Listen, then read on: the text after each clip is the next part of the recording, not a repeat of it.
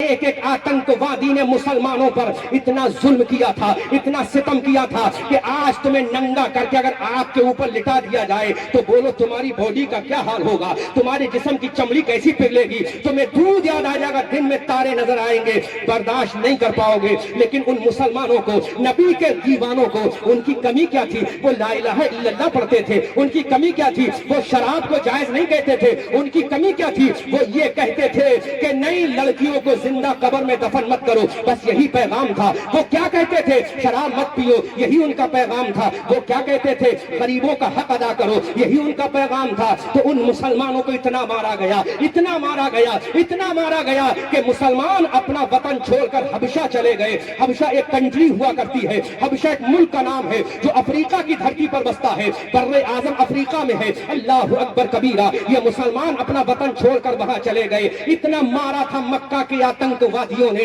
کوئی مائی کا لال دکھا نہیں سکتا کسی کتاب میں کہ مسلمانوں نے تلوار اٹھائی ہو۔ حضرت بلال پٹے لیکن تلوار نہیں اٹھائی، حضرت صہیب رومی اٹھے پٹے لیکن تلوار نہیں اٹھائی، حضرت عثمان غنی کو مارا گیا لیکن تلوار نہیں اٹھائی، مصطفیٰ جان رحمت کے تنے ناز پر اونٹ کی اوجڑی کو ڈال دیا گیا لیکن میرے نبی نے 13 سال تک تلوار نہیں اٹھائی۔ اللہ اکبر کبیرہ، مسلمانوں کو آگ کے انگاروں پر لٹایا گیا لیکن میرے نبی نے 13 سال تک تلواریں نہیں اٹھائی۔ حضرت بلال کو اتنا مارا، اتنا مارا، اتنا مارا، آگ کے کولوں پر شولوں پر ان کو لٹا گیا، چمڑی جل گئی۔ حضرت خباب و خبیب کی چمڑی جل گئی لیکن مسلمان صبر کر رہا ہے۔ اس ظلم کو دیکھا تو میرے نبی نے فرما دیا، اے مسلمانوں، اپنی جان بچانے کے لیے تم چلے جاؤ کہیں جہاں تمہیں امان ملے، حبشہ چلے جاؤ۔ اب مسلمان رات میں اپنا وطن چھوڑ رہے ہیں، کس کے لیے؟ اپنی جان بچانے کے لیے۔ کس کے لیے؟ اپنی جان اولاد بچانے کے لیے۔ ایک وقت وہ آیا کہ میرے نبی نے بھی 53 سال کی عمر میں کعبے کو چھوڑا۔ کیوں چھوڑا؟ اس لیے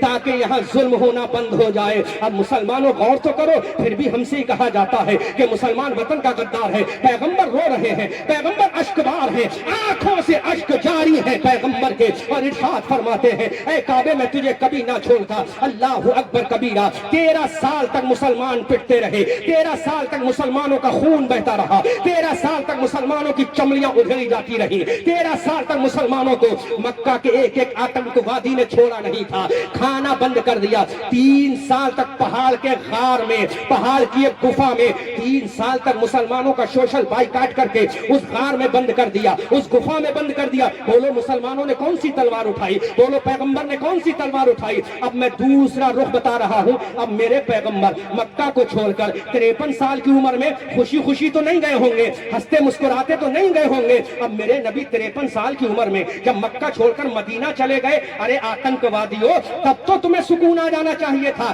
لو مکہ کو چھوڑ دیا، اب تو چین سے رہو، مکہ کی گلیوں کو چھوڑ دیا، اب تو چین سے رہو، کعبۃ اللہ کے بسنے والوں اب تو تم چین سے رہو۔ لیکن میرے نبی مدینہ چلے گئے، ان مکہ کے آتنکوادیوں کا کلیجہ اب بھی ٹھنڈا نہ ہوا۔ انہوں نے پورا لشکر تیار کیا، ایک فوج تیار کی، ایک ٹیم تیار کی، ایک لشکری تیار کیا، اور 1000 ایک کثیر تعداد کا لشکر تیار کر کے یہ مسلمانوں کو مارنے کے لیے مدینہ چلے گئے۔ اب بتاؤ اس میں مسلمانوں کی غلطی کیا ہے؟ حضرات غور کرو، سیلف ڈیفینس کا قانون تو ہمارا وطن بھی دیتا ہے، ہمارا سنویدھان دیتا ہے، ڈاکٹر بھیم رام امبیڈکر نے بھی ہمیں سیلف ڈیفینس کا قانون دیا ہے۔ آج گورنمنٹ آف اتر پردیش ہمیں ریوالور کا لائسنس پرووائڈ کرتی ہے، اپنی جان بچاؤ، ہمیں بندوق کا لائسنس پرووائڈ کرتی ہے، اپنی جان بچاؤ، ہمیں لائسنس دیتی ہے، اپنی جان بچاؤ۔ کیوں دیتی ہے؟ کیونکہ جان بچانا ہر ہندوستانی کا حق ہے، جان بچانا ہر ہندوستانی کا رائٹ ہے۔ اللہ کے نبی 53 سال کی عمر میں مکہ چھوڑ کر مدینہ چلے گئے،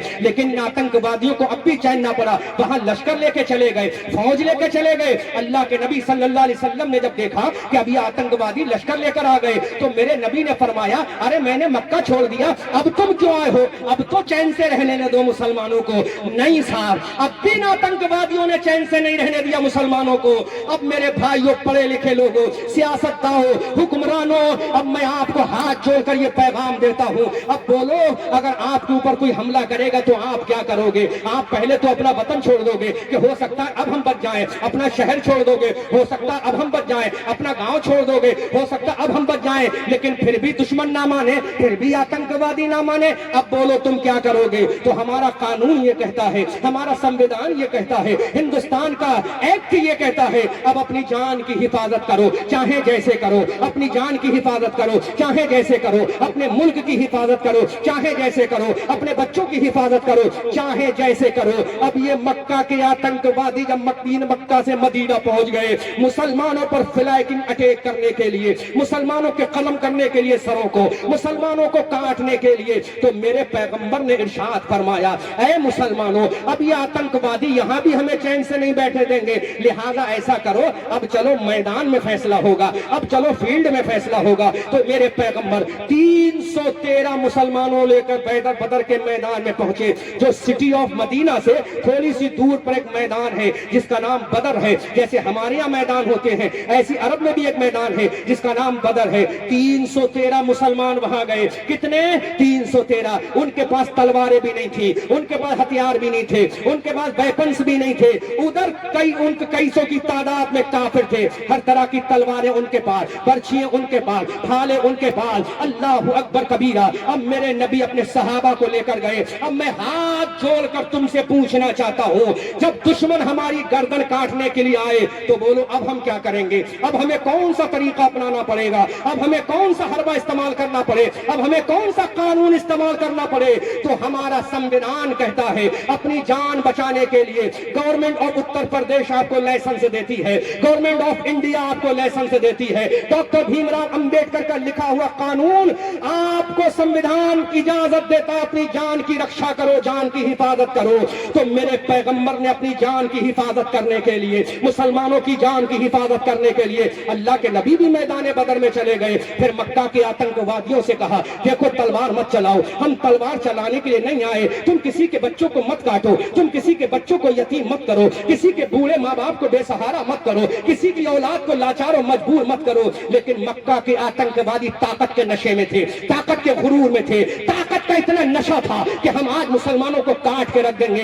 हजरात, अब जो लोग कहते हैं इस्लाम तलवार से फैला है, तो जरा गौर तो करें मेरी इस तकरीर के आखिरी पॉइंट पर। अल्लाहु अकबर कबीरा। अब मेरे नबी मैदान बदर में चले गए तो मेरे नबी के दामाद हैं, मेरे नबी के चचाजाद भाई हैं, जिनका नाम है हजरत अली। क्या नाम है उनका?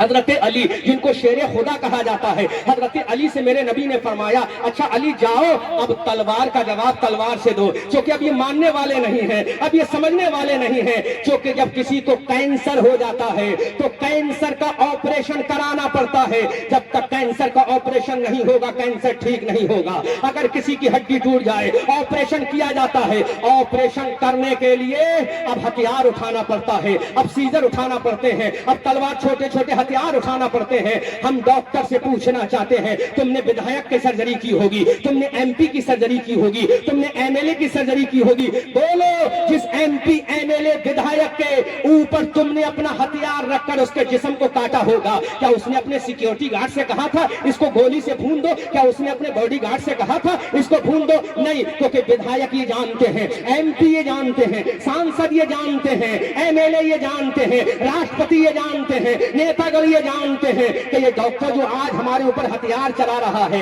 ये दुश्मनी में नहीं चला रहा है, बल्कि हमारे मरज को ठीक करने के लिए चला रहा है। अल्लाहु अकबर कबीरा। अब मेरे नबी ने बदर के मैदान में जब देखा कि किसी तरह से मानने वाले नहीं है तो तलवारें उन्होंने निकाल ली आतंकवादियों ने। तो मेरे नबी ने अपने दामाद से कहा, अली जाओ, अब तलवार का जवाब तलवार से दे दो, क्योंकि हमने मक्का को छोड़ दिया, इनको सुकून ना मिला, मेरे बिलाल को मारा, इनको सुकून ना मिला, सुमैया को शहीद कर दिया, इनको सुकून ना मिला, अम्मार इब्ने यासिर को मारा, इनको सुकून ना मिला, सलमान फारसी को मारा, इनको सुकून ना मिला, हजरत नबी करीम के सहाबा को मारा, सुकून ना मिला।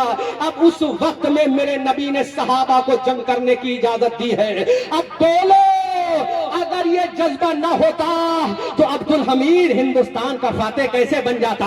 पता चला जब दुश्मन हमें मजबूर कर दे तो हमें दुश्मन की जवाब में उसी के अंदाज में जवाब देना पड़ता है। यही इंसानियत है, यही भारत का कानून है, यही भारत का संविधान है, यही भारत का लिटरेचर है, यही भारत का आईन है, यही भारत का लॉ है, वरना नस्ल इंसानी खत्म हो जाएगी। आज अमेरिका हमें आंखें दिखाता है, हम अमेरिका को बताना चाहते हैं तू हिंदुस्तान वालों को आंखें मत दिखा, टैरिफ बढ़ाने के बाद तू ये मत समझ तेरी दादागिरी हम बर्दाश्त कर लेंगे। हम 140 करोड़ है भारत में, अगर हम चले गए تو امریکہ کی اینٹ سے اینٹ بجا سکتے ہیں، ہمارے اوپر ٹیرف لگا کر ہمیں ناجائز مت دبا۔ ہم امن و شانتی کے علمبردار ہیں، ہم شانتی کے علمبردار ہیں، ہم پیار کے علمبردار ہیں، ہم محبت کے علمبردار ہیں، ہم عشق کے علمبردار ہیں، کیونکہ بھارت کی دھرتی میں پیار ہے، بھارت کی زمین میں عشق ہے، بھارت کی دھرتی میں محبت ہے، کیونکہ یہ بھارت رشیوں کا، منیوں کا، ولیوں کا، پیروں کا دیش ہے، یہ عالموں کا، پنڈتوں کا دیش ہے، یہ مفتیوں کا، محدثوں کا دین ہے، یہ نانک و گرو کا دین ہے، یہ غریب نواز کا دین ہے، علاء الدین کا دیش ہے، نظام الدین کا دیش ہے، فرید الدین کا دیش ہے، محبوب الہی کا دیش ہے، محبوب الہی کا دیش ہے، یہ بھارتیوں کا دیش ہے۔ پھر دنیا بولے گی سارے جہاں سے اچھا ہندوستان ہمارا، ہم بلبلے ہیں اس کے، یہ گلستاں ہمارا، مذہب نہیں سکھاتا آپس میں بیر رکھنا، ہندی ہیں ہم وطن ہیں ہند۔ اب بولو مجھے، اب کوئی کہے گا کہ اسلامات آتنکواد سکھاتا، نہیں کہے گا۔